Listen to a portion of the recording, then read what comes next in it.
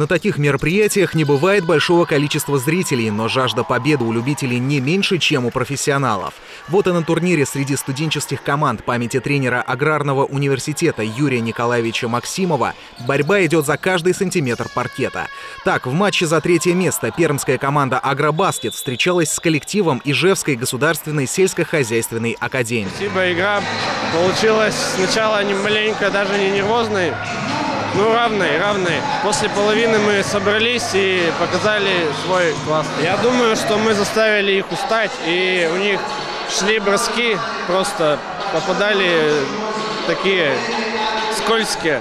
Вот. Если на многих турнирах третье место является приятным утешением, то здесь оно позволяет пройти отбор на Россию в составе Приволжского федерального округа.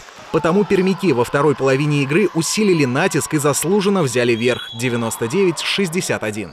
Только что завершилась игра. Наша команда уверенно победила Ижевскую государственную сельскохозяйственную академию. Мы к этой игре готовились, делали ставку на эту игру, так как игра была за третье место. А третье место позволяет выйти на уровень России с Приволжского федерального округа. Мы очень рады, что мы победили. Поддержали пермских ребят и девушки из Аграрно-технического университета. Они также заняли третье место и уедут из столицы Башкортостана с бронзовой медалью. Это мой второй турнир. Турнир прошел отлично, все супер, все очень понравилось. Мы боролись, старались. Конечно, третье место, но это ничего страшного. Все девчонки боролись.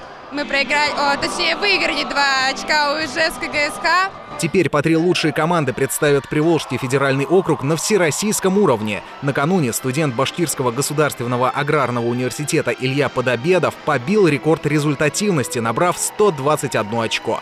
После таких матчей нельзя сказать, что студенческий баскетбол имеет мало поклонников. Никита Баренбаум, Айнур Шеймарданов, Виталий Мотовилов. Столичные новости.